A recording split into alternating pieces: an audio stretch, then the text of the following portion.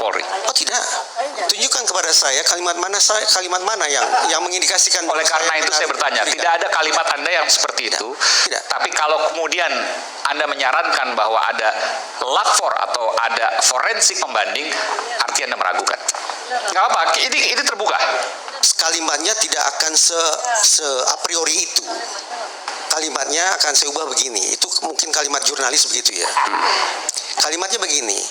Dari persidangan O.J. Simpson, pelajaran yang kita bisa dapat adalah memang proses penegakan hukum, baik itu juri di kontinental maupun hakim di Anglo-Saxon, Indonesia hakim, memang tidak boleh a priori.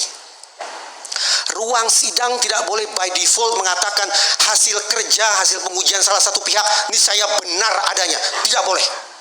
Segala sesuatu yang dihadirkan di ruang sidang, bukti komunikasi elektronik, hasil sidik jari, uji DNA, lembar dan segala macam ijazah, semuanya di ruang sidang tetap harus terbuka untuk diuji oleh kedua belah pihak.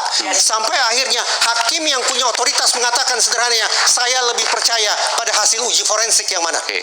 Dan itu terbuka. Hakim akan bisa mengatakan saya lebih percaya pada hasil uji forensik yang ini, bukan yang itu, akan bisa terrealisasi selama sekali lagi ada fairness di ruang sidang yang wujudnya adalah hakim memberikan kesempatan kepada terdakwa untuk melakukan uji tanding atau cross examination terhadap barang bukti atau objek perkara itu.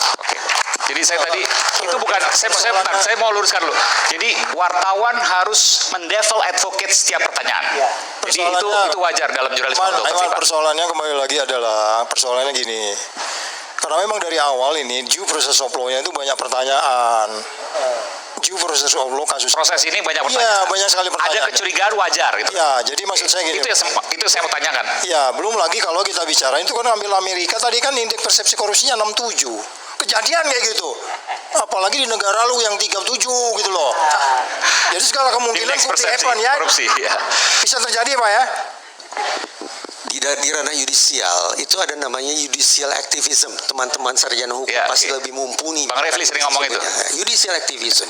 Saya pikir apa yang saya kemukakan barusan dengan belajar dari perkara di kasus atau persidangan O.J. Simpson, ada sebuah inovasi yudisial yang bisa ditegakkan.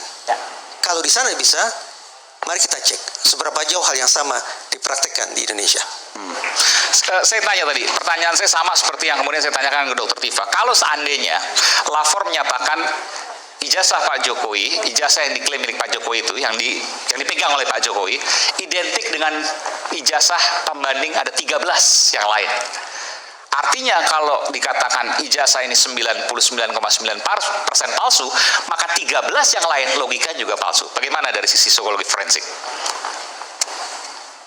Saya membayangkan Bang Iman, saya coba konsisten dengan apa yang saya katakan barusan. Hasil uji itu tidak boleh memakai analogi. Hasil uji itu harus dikenakan terhadap satu persatu objek yang sedang diperkarakan itu apa. Maksudnya gimana? Jadi begini. Misalnya Pak Jokowi pegang ijazah, diuji dengan 13 pembanding, harusnya gimana? Anggaplah ada objek yang disebut sebagai ijazah Pak Jokowi satu, dan ada 13 objek lainnya disebut sebagai ijazah mungkin teman satu angkatan dengan Pak Jokowi atau semacam itu.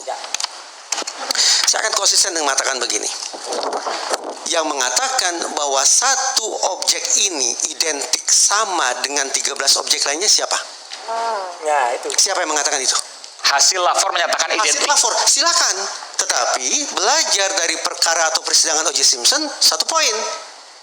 1 plus 13 sudah diuji oleh laboratorium forensik milik Mabes Polri, silakan berikan kesempatan kepada para terdakwa untuk juga menguji 1 plus 13 objek yang sama. Jadi maksudnya ini penting nih. Jadi 13 pembanding itu harus dibuka dan diberikan kesempatan pada terdakwa untuk mengujinya. Tepat. Itu wajib dilakukan. Fairness akses terhadap barang bukti atau terhadap objek perkara harus dibuka bagi kedua belah pihak agar persidangan tidak menjadi sebuah proses yang a priori. Kita bicara selanjutnya. Proses itu dilakukan pada saat penyidikan sekarang, pada saat penuntutan atau pada saat persidangan.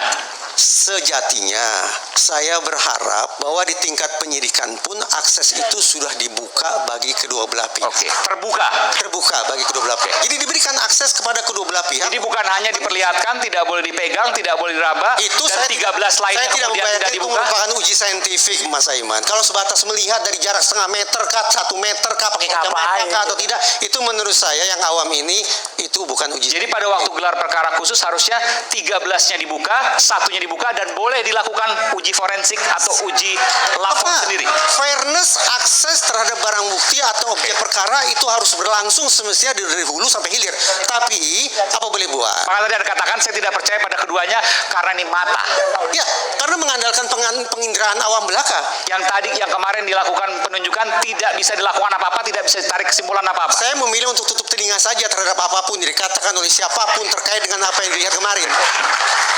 Karena itu bukan uji saintifik. Tidak uji saintifik. Nah, jadi sekali lagi, agar terjadi fairness, satu objek yang disebut sebagai ijazah Pak Jokowi dan 13 objek yang disebut sebagai ijazah pembanding itu sudah dilakukan uji forensik oleh Laboratorium Mabes Polri. Silakan, saya hormati. Tentu nantinya akan disodorkan kepada majelis hakim.